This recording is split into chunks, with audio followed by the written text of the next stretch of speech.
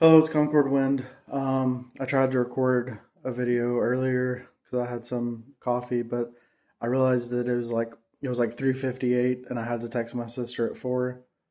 It's 3:59 now, so that's how short of a time it's been since I tried to record a video. But I had to message my sister about going to the gym at 4, so I had to stop the video and message her, and so this is the video. Anyways, like I was saying before, I didn't mention this, but I haven't mentioned this so far, but I mentioned it in the last video that didn't get uploaded because I had to cut it short and blah, blah, blah, blah, blah. I got my PlayStation back from my parents. I was letting them borrow it so they could watch The Mandalorian that I got them for Christmas. And then I got the speaker back that I gave them because I bought them a speaker for Christmas. And then before I bought them the speaker for Christmas, I gave them my speaker that I bought in 2019. And I asked if I could have it back. They said yeah, so I got it back. And anyways, so I've been listening to music, which has been fun on the speaker. Why does my beard look so uneven? That's gonna drive me crazy. Anyways, my mom thinks my beard looks good, but I mean, I could put poop on my face and she'd probably think it looks good.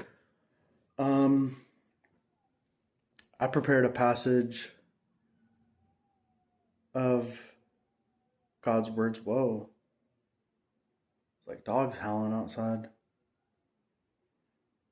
So I prepared a passage of God's words.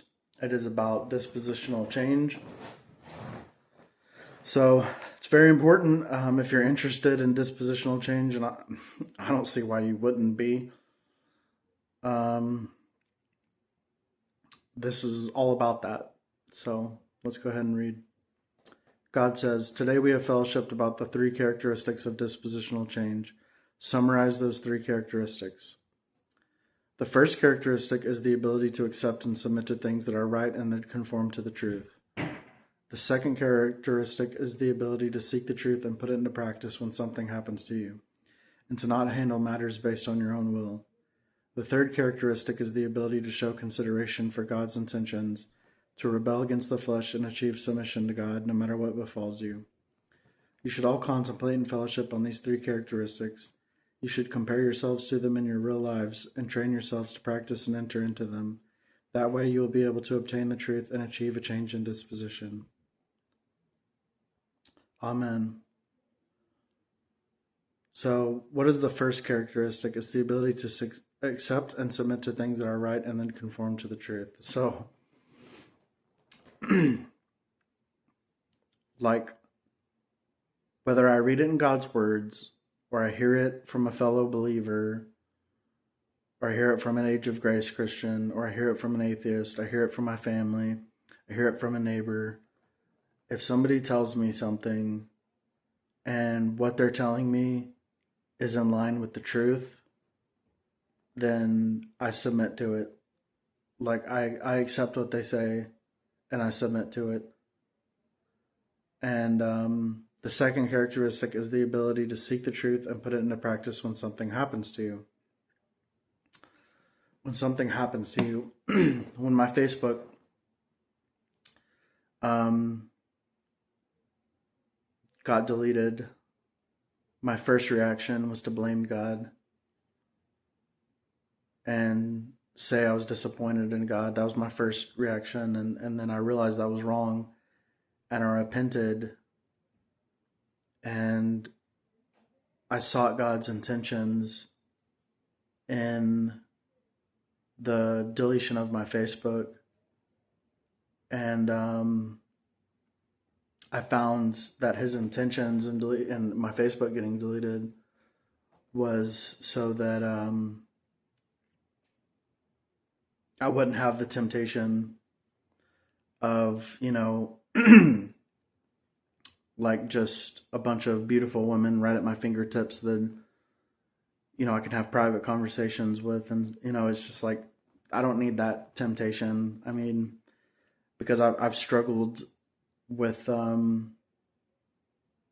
sexual desire my whole life, ever since I was a little boy, I've struggled with it. I mean, like some of my earliest memories are sexual memories, like when I was like in middle school.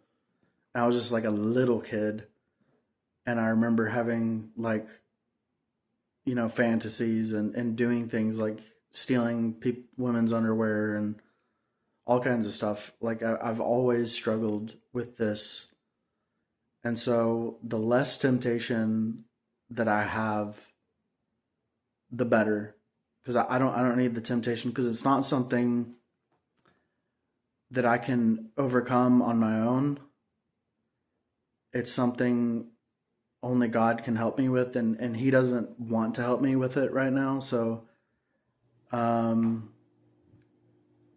I'm not sure why.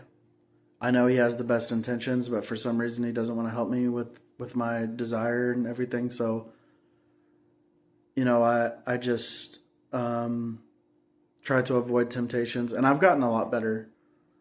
So God actually has helped me, to be honest, but He hasn't helped me like completely get rid of it. You know what I mean? That's what I meant by He hasn't helped me, is that I still have the desire. I still like look at pornography and stuff, and like, I still do stuff like that. But so God hasn't like completely taken it away from me, but He's helped me a lot, I think, by just removing temptations and getting me on medication that stunts my sex drive and like stuff like that. And it's been it's been interesting, to say the least, I guess. I mean, I'm just doing the best I can. I guess like I'm middle aged. I'm like 33, so I mean, I'm not like young anymore, but I'm not old either. And so I mean, I feel like I shouldn't have the sex drive that I have anymore, but I do. I still have it, and it's awkward. And thankfully, I like 100% control of myself out in public, and I'm very thankful for that, because there's people who don't. I don't like whistle at girls or flirt with girls or women, whatever. I don't harass women out in public or whatever. Like I have complete control out in public. As a matter of fact, I don't even know if it's control or if it's just like, sex is a very private thing for me. So I don't even feel like any desire in public, because it's not the appropriate time or place for it. Like the only time I feel desire is when I'm like completely by myself. Not like, I can't be making a video, I can't be talking on the phone. I have to be like completely by myself to feel that desire. And that's the only time it happens. Like it doesn't happen if anybody's around, unless it's like a partner, which I haven't had a partner in years. But yeah, so let's look at the third characteristic. The third characteristic is the ability to show consideration for God's intentions, to rebel against the flesh and achieve submission to God no matter what befalls you. And that falls in line with what I was saying about the Facebook stuff. To show consideration for God's intentions is, I had to rebel against my initial thought process, which that initial thought process was more of a reaction. I just reacted to my Facebook getting deleted as, oh God, why did you do this? I've been praying to you for so long, and this is what you allow to happen, and I wasn't looking at it with the correct perspective. I was looking at it through the perspective of the flesh, and I should have seen it from a spiritual perspective of like, well, God always has the best intention, so there's good reason why this is happening, and I should have seen it that way. And I rebelled against myself and sought the truth so that I could see it that way, and I did. And I regretted saying I was disappointed in God, and I repented of it and moved forward and began to see it differently, and that was the change. And so I saw God's intentions once again, he was just removing that temptation because it was a temptation I couldn't overcome. It was a temptation that God either wasn't willing to help me with or couldn't help me with. I'm not sure what the situation was with, the dynamic between God and I in regards to, the Facebook situation. Like, I'm not sure what that dynamic was like. I'm not sure how, but he allowed everything to happen and then allowed it to get to the point my Facebook got deleted. And, it's like, I see that as just temptation being removed. I see that that is God's intention in that. So it's very important with, disposition, because disposition has a lot to do with perspective. And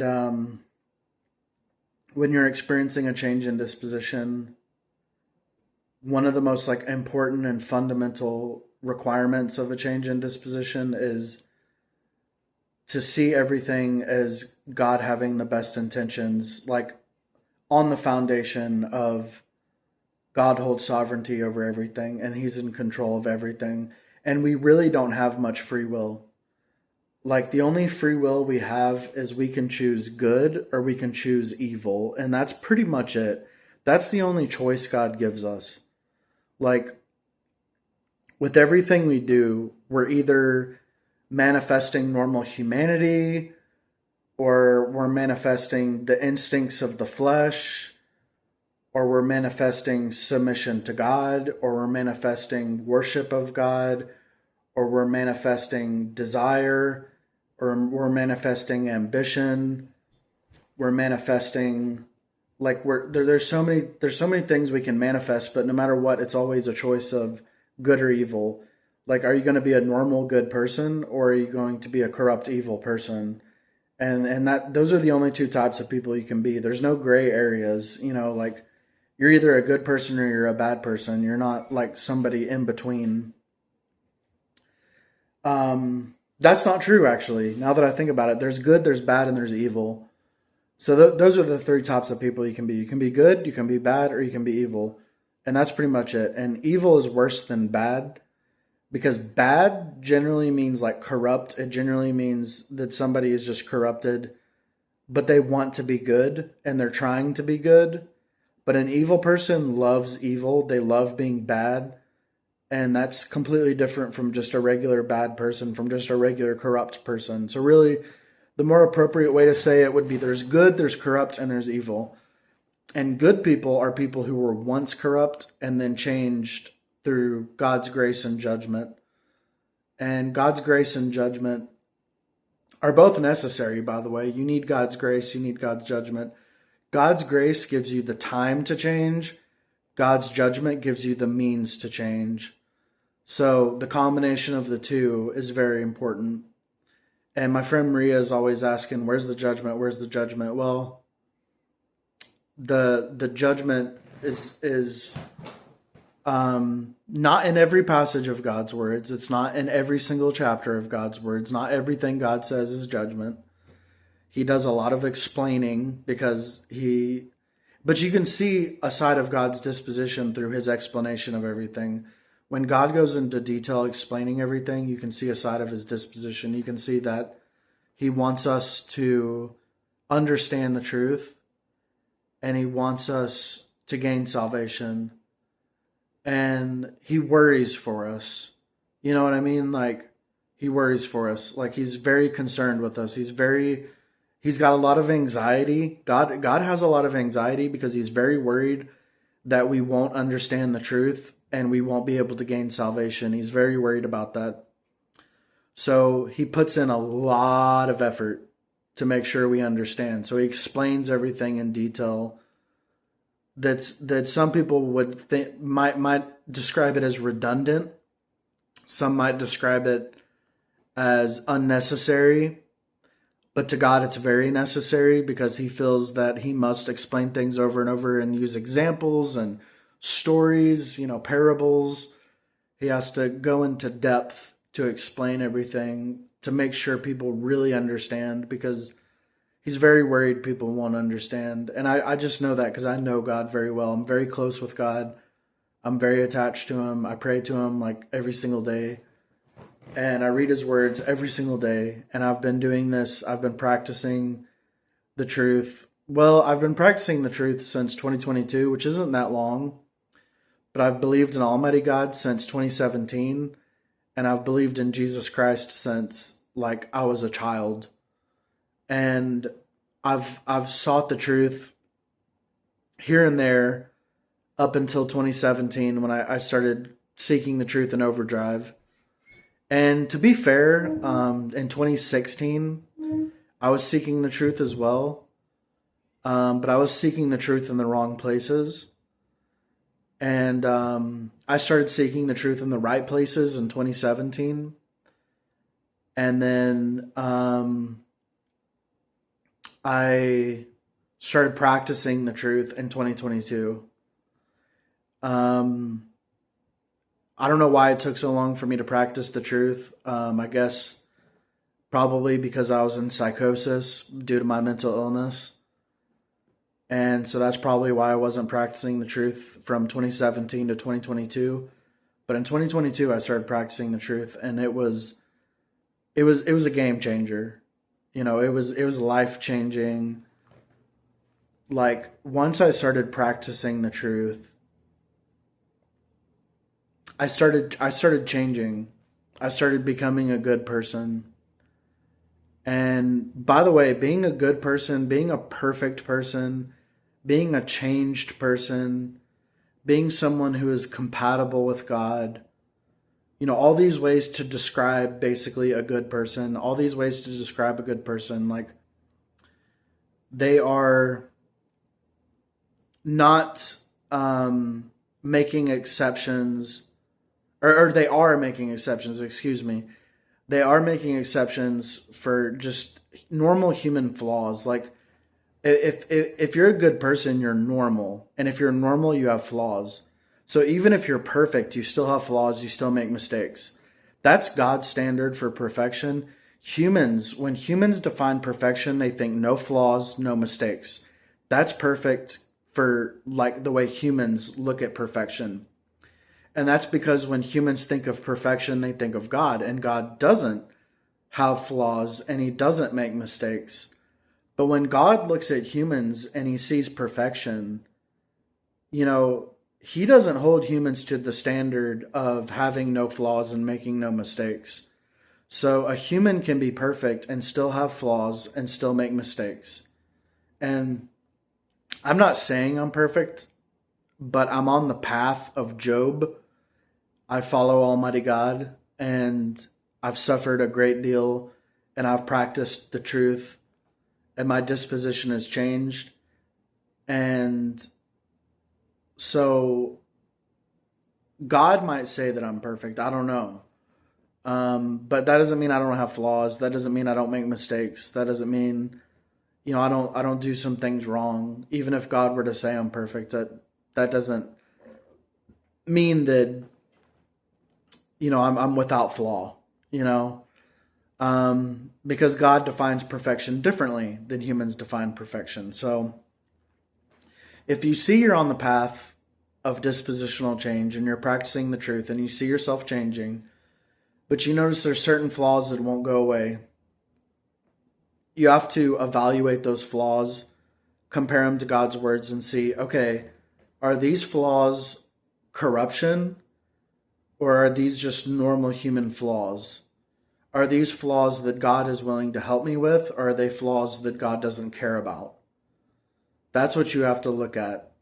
Does God care about my flaws, or does he not care?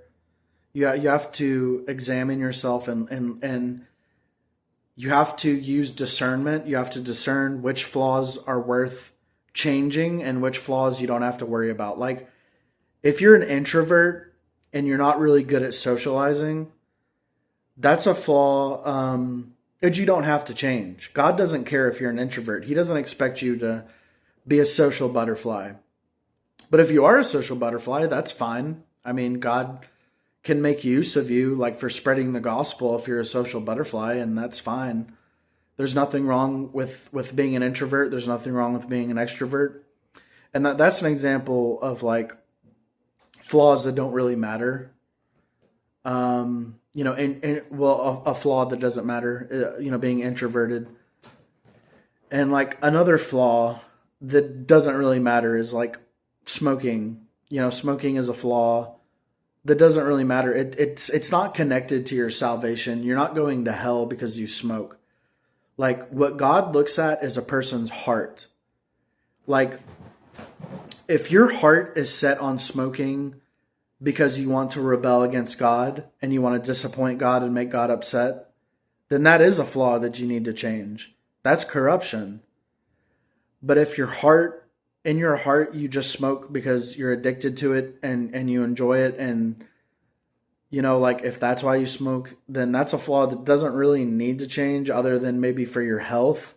Like if your doctor tells you, hey, you got some problems going on here, whatever, and you need to quit smoking because of your like, I don't know, like blood pressure, whatever, then that would be when you need to look at changing it. But as long as it doesn't affect your life in any way, as long as it's not impacting your relationship with God, which is most important, even more important than your health, your relationship with God is even more important than your health. And a lot of people like don't say that out loud. But if something is like for example, I started drinking caffeine yesterday. Caffeine isn't good for me, but it helps me to speak and spread the gospel. It helps me to share my understanding of the truth. So even though it's not good for my health, the caffeine, as far as the benefits it can bring to others and how I can serve God, it's worth the health risks. You know what I mean? Because I'm able to benefit others by making these videos and talking and sharing my understanding of the truth. And that's because of the caffeine. The caffeine helps me do this. So the health consequences are worth it. And so that's what you ultimately have to look at is like, is it beneficial to your relationship with God? Is it beneficial to others? Is it beneficial to your health, or is it detrimental to your health? Does it harm your relationship with God? Does it make you harm the lives of others? You have to discern like what does this thing do? What does it do? And you have to really like analyze everything about yourself, and you have to break everything down, and you have to get rid of the bad and keep the good, and whatever's neutral, you don't have to worry about. If it's neutral, if it doesn't impact your relationship with God in any way, good or bad, if it's just neutral, you don't have to worry about it. Like smoking is just kind of neutral. It doesn't really impact anything. And once it starts impacting your health, that's when you need to consider quitting. Because, your health is important, but it's not as important as your relationship with God. So if caffeine helps you spread the gospel, even though it's bad for you, then drink caffeine because, it helps you spread the gospel. So that's more important. So anyways, this has been about dispositional change, this video. I hope you learned something. I hope God guides you, God leads you. I know God is with you guys every single day, whether you know it or not. And he's waiting for you to make the right decision. He's waiting for you to do everything in accordance with the truth and practice the truth. And if you can do that, then that would be an amazing blessing on you and on God. God would be very happy with that. So just continue to seek the truth. Never give up, even if you're very corrupt. Even if you look at yourself and you're like, wow, I am so corrupt. It doesn't matter. Keep pushing forward. Keep making progress. Don't give up. Don't think you're unworthy. Because even if you are unworthy, who cares? You can still gain salvation and you can still seek the truth. And if you think, well, I'm a hypocrite for seeking the truth because I'm only seeking the truth for salvation, well, God says it doesn't matter what your intentions are for practicing the truth. If you practice the truth, your disposition will change. And as your disposition changes, your intentions will change as well. So don't worry about what your intentions are right now. Just focus on practicing the truth and changing your intentions for the future. And so never give up. That's the message, I think, for dispositional change. Is your disposition will change as long as you practice the truth. You don't have to worry or have anxiety or whatever. You can just keep pushing forward. I know it worked for me. I spent years in psychosis, and I kept seeking the truth, and eventually I started practicing the truth, and God was with me every step of the way, and my disposition has changed, and I'm a completely different person. I mean, like, my parents are blown away. My extended family, my aunt is blown away. They're all so proud of me, and they don't even believe in the same God I believe in, but they know that the God I believe in has done amazing things to me.